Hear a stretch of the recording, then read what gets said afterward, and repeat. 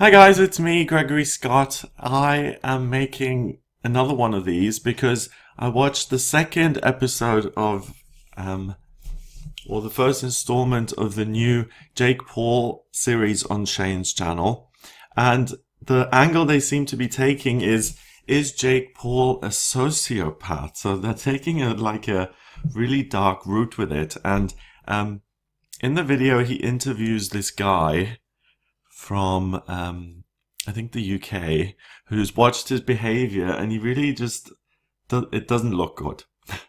So I want to know if Jake Paul is a sociopath by looking at his chart, because I can see that. So first of all, his rising sign, and oh, by the way, I got the birth info of Astro Theme again. And they gave a time. So it's the 17th of January, 1997, 12:49 in the afternoon.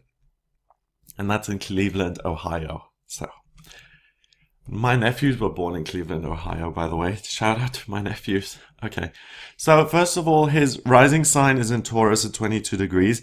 That means that he really wants to achieve something financially, and he really wants to leave a legacy behind. The fact that the moon is sitting on top of that as well, his relationship with himself is really, really important. And look at that, the strongest element by far is Earth. So this is someone who really sees security in money and belongings and how many sales you make and the numbers. And this is someone who could really compete on a financial level and really just go for it as far as money is concerned. Earth rules anything to do with work, daily routine, or finances, cash, money.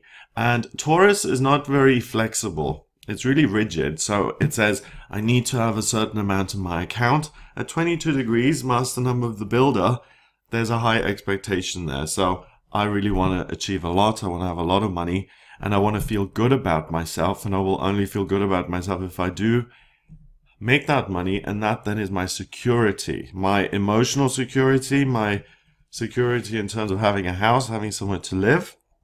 His sun is in Capricorn, so another earth sign. That's at 27 degrees. So, and it's in the ninth house of higher realms and broadening your horizons in a sense. So the sun is his identity in Capricorn. It works hard, it's disciplined, it's goal oriented, it wants to achieve something. And 27 is 9, spirituality and completion, with Neptune sitting on there at 27 degrees as well, and Jupiter, the lucky planet. He's destined to do something in the public eye, and ultimately it's going to end up helping people, what he does, because he's doing things in an unconventional way that ultimately opens people's eyes. Maybe it's how not to do things, but ultimately what's going to come out of his work is that people learn something from it. Where he could be really, when they were saying, is he a sociopath? When I was looking at this earlier, Black Moon Lilith is the part of the chart where the ego tries to really get to you, and it's in a very inflamed kind of place in his chart. It's at 23 degrees in Leo, in his 4th house of family, on the cusp to the 5th of romance. And that's going to say to him, he's going to have this negative voice in his head, which says, good enough, especially when it comes to relationships and da-da-da. So if you have that kind of negative thinking, then you can get into controlling behavior, and there can be outbursts, and there can be manipulation and that kind of stuff as a result. Ultimately, his big life work is to get on with people. And his Mars, he really has a strong desire to get on with people. But what he's certain about is himself and his relationship with himself. And that's really what's going to drive him for a long time, until he experiences pain from his career or from his day-to-day experience, which is really going to force him to look within and to say, what am I really doing here? I'm a complete I'm a complete overachiever when it comes to this sector of the chart. It's totally blown up. Jupiter is the planet of good luck and good fortune, but it magnifies everything. And you've got Uranus, which is eccentricity and the identity. So you've got this huge, massive ego here, this larger than life persona. Venus is at 9 degrees in Capricorn. So this kid actually, if he started to do some like spiritual work on himself, he could really do a lot of good. So this is like a kind of, easily could be like one of these redemption stories where, you know, kid is really annoying and reckless and stuff when he's a kid, and then he turns out to be someone who's really responsible. I mean, that does happen. Mercury's at 4 degrees in Capricorn, again, really serious. He wants his work to mean something and to stand for something. Pluto's in his 7th, so his relationships have been really awful. Family-wise, relationship-wise, there's been real pain. He's been hurt. He hurts other people. That's a rigid, regular thing in his life. So, from his parents, according to his chart, you know, his parents are dysfunctional. There's not a lot of love there. He never knew that he was loved. It was either given, or it was given, so he was loved and told he was loved, but then the love was taken away. And then they pulled the carpet out from under him. So he was totally lost. And then he had to look for ways, Sagittarius, to find security elsewhere. And he found it in controlling his relationships and overcompensating in his work. And becoming overly materialistic. So, yeah, he's under pressure. And he's under a lot of pressure. So, he has a way out. Aquarius is being of service to other people. Jupiter is the lucky planet at 29 degrees. 29 is 11. 11 is the master number of service. And this is 9, okay? These two are 9. So 27 is 9, 27 is 9, and another 9.